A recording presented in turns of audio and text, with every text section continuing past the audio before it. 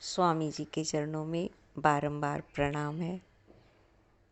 आजीवन क्रांतिकारी उनके लिए लिखी गई पुस्तक में आगे लेखक लिखते हैं, सांप्रदायिक एकता के क्षेत्र। नज़रबंदी के पश्चात आप गुजरात में रांदेर नाम के स्थान पर काम करने लगे। गांधी जी की आज्ञा से आप वहाँ गए तो आपका वहाँ कोई परिचय नहीं था। माता कस्तूरबा ने कुछ दिनों चलने के योग्य कुछ आटा भून दे दिया। आप अपना कपड़ा लत्ता नगर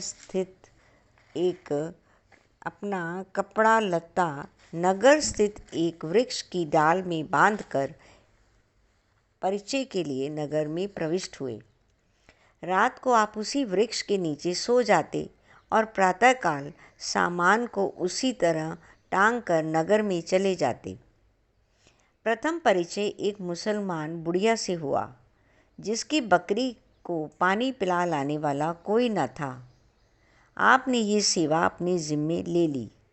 आहिस्ता आहिस्ता आपका परिचय बढ़ता गया और आपने बच्चों के लिए एक बालवाड़ी चलाई।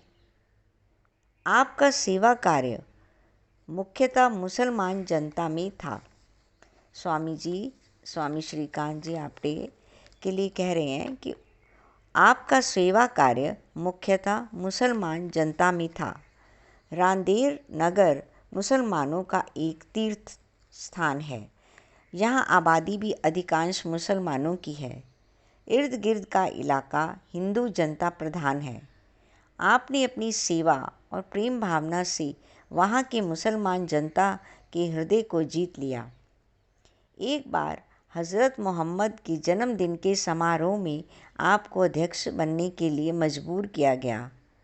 1947 में स्वतंत्रता के पूर्व जब जगह जगह हिंदू मुस्लिम दंगों और वैमनस्य का वातावरण था, तो आप रांदेर में सांप्रदायिक एकता बनाए रखने के लिए कृत संकल्प थे।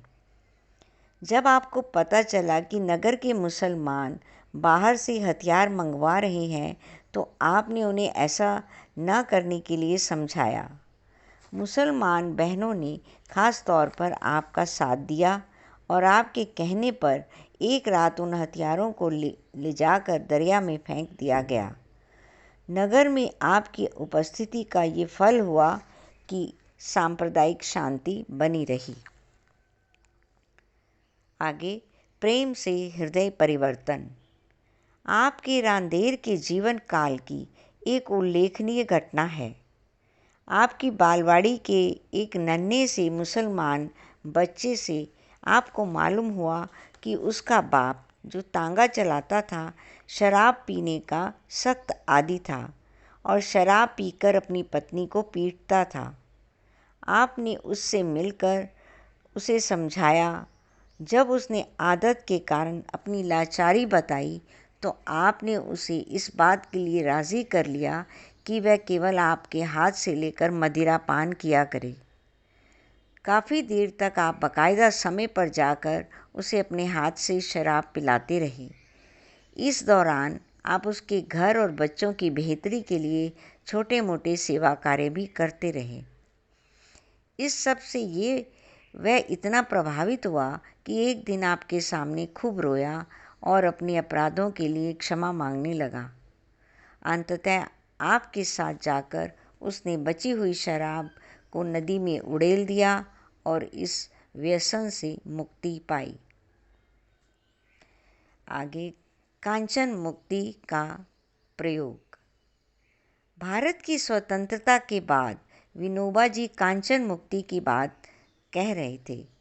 कांचन मुक्ति का भाव यह है कि शरीर श्रम के द्वारा अपनी आवश्यकताएं पूरी की जाएं और पैसे के इस्तेमाल के बिना जीवन चलाया जाए।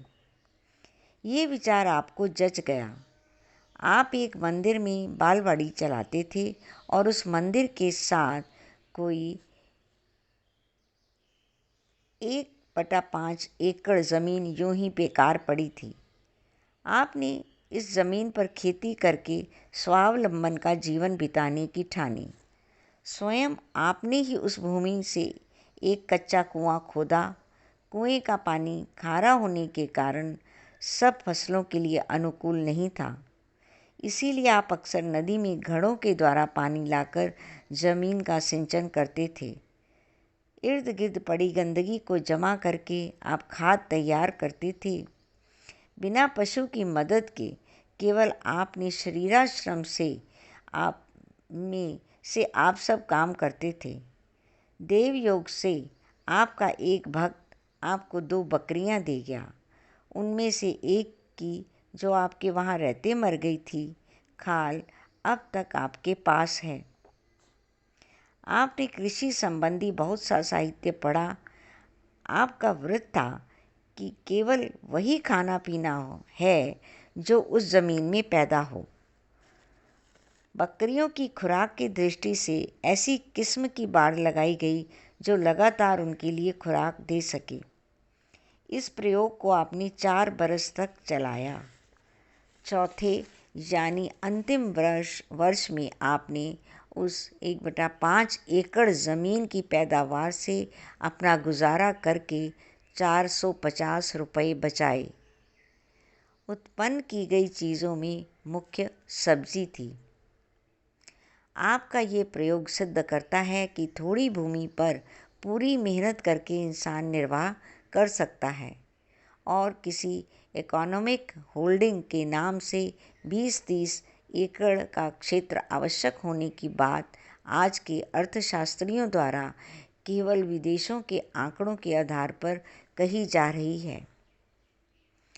1952 में विनोबा जी के कहने पर आपने उस प्रयोग को समाप्त करके भारत की पद यात्रा का कार्यक्रम बनाया। एक अद्भुत साहस।